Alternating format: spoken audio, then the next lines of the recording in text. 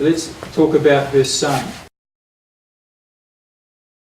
In Revelation chapter 12, verses 1 to 5, and there appeared a great wonder in heaven, a woman clothed with the sun and the moon under her feet, and upon her head a crown of 12 stars. And she, being with child, cried, travailing in birth and pain to be delivered. And there appeared another wonder in heaven, and behold, a red dragon, having 7 heads and 10 horns and 7 crowns upon his heads. And his tail drew a third part of the stars of heaven, and did cast them to the earth. And the dragon stood before the woman which was ready to be delivered, for to devour her child as soon as it was born. And she brought forth a man-child, who was to rule the nations with a rod of iron, and her child was caught up unto God and to his throne. And who is that child? No. Yes, it is, but no, it's not. Yeshua died. This man-child goes straight to heaven. Yes, it is. It's in type, it is Yeshua, but in type it's not. There's some differences. Well, who else rules with a rod of iron over the nations?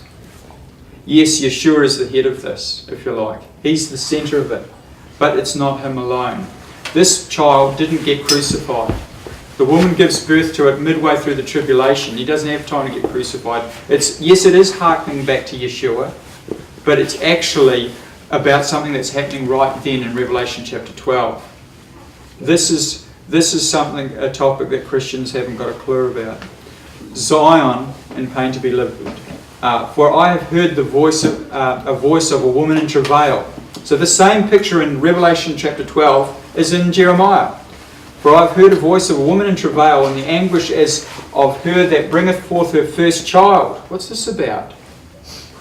The voice of the daughter of Zion that bewaileth herself and spreadeth her hand, saying, Woe is me now, for my soul is weary because of murderers. Now that was happening in Yeshua's time, so you could say that this son is Yeshua. And in a sense, you're exactly right. But we read in Revelation chapter 2 regarding the church of Thyatira. And he that overcometh and keepeth my works unto the end, to him will I give power over the nations, and he shall rule them with a rod of iron. As the vessels of a potter shall they be broken to shivers, even as I received of my Father. So there are going to be overcomers of the church of Thyatira in the last days that are going to rule over the nations with a rod of iron, just like this man-child. And they are from that fourth church, the Shemesh. And that's the masculine. See, these are feminine branches. They're curved. They come off the side. But this is her seed. If you imagine that's the woman, this is from her womb. This is her son. Now there's intimations of this son, this one that is related to iron, in a little story in 2 Kings. The 2 Kings chapter 6. So he went with them, and when they came to Jordan, which represents death, Jordan represents death, Naaman goes into the Jordan, an old man dies and is reborn. He goes down 7 times, 7 days, 7,000 years, new beginning, new heavens and new earth. So he went down, John the Baptist baptized in the Jordan. Jordan means to go down. So he went with them, and when they came to Jordan, they cut down wood. Okay, cool. But as one was felling a beam, the axe head fell into the water, and he cried and said, Alas, master, for it was borrowed. Now if you read this in English, you go, dum-de-dum-de-dum. If you read it in Hebrew with your eyes open, all of a sudden alarm bells go. First of all, the axe head is not called an axe head, it's called iron. It's just called the iron fell into the water. And he says, Alas, for it was Sheol. It was Sheol. Sheol. Remember King Sheol? It's related to the word Sheol, the grave. So the iron goes into the grave. And the man of God said, Where fell it? And he showed him a place, and he cut down a stick and cast it thither, and the iron did swim.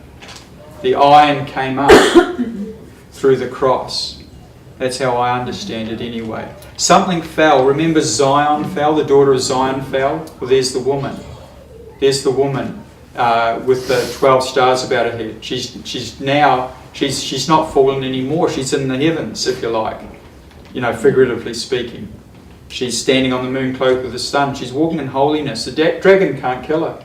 He falls out of heaven. He goes, I better go get her and her child. Can't touch her. The earth opens up her mouth and consumes him. It consumes his army, but like Korah. Okay, there's some of the connections. So the iron swam. Why is God telling us this silly story about some guy chopping down some trees? It's the glory of God to hide a matter. It's the glory of kings to search it out. He's telling us something about the last days. He's just telling us about the one that's going to rule with a rod of iron. Remember Superman? Superman is the man of steel. Okay. Stalin called himself the man of steel. The Israelites, when they came to Canaan, they couldn't get the guys that had the steel chariots. So, what did the Nazis wear? The Iron Cross. Okay, so in order to deal with steel, you need to be a man of steel. Okay, these are the men of steel. So, did Israel fall? Did the man-child fall? Yes, he did. The iron fell. But then a stick was thrown in and it caused it to swim. Could that be related to what's happening in Revelation chapter 12 with the man-child? The daughter of Zion has a child. Now, yes, when you go back to Genesis chapter 3, we have, I'll put enmity between thy seed and her seed. Yes, that's Christ, and yes, it's the Antichrist. Yes, it's Christ. Yes, it's Satan. But it's also her seed. It talks about the woman in Revelation 12. The dragon can't touch her, but he goes after the remnant of her seed, they that keep the commandments of God and the testimony of Yeshua amongst the nations. So her seed doesn't just include literal Israel, it includes the nations that believe on him. But Satan's able to kill them. But he can't kill her seed, her literal seed, her son. And that's this axe. This is that these are the overcomers of the church of Thyatira. If you read the letter to the church of Thyatira, yes, it may have applied to people in Catholic times or during the Protestant Reformation, but much more it's going to be in last days Babylon and in the end times empire, the 10 toes, iron mixed with miry clay, which is human and non-human. We're going to be entering very supernatural times at that stage. We're not there yet. We're perhaps inching towards it. In Isaiah we read, bind up the testimony, seal the law among my disciples. Well, who are his disciples? Who's Yeshua's Talmudim?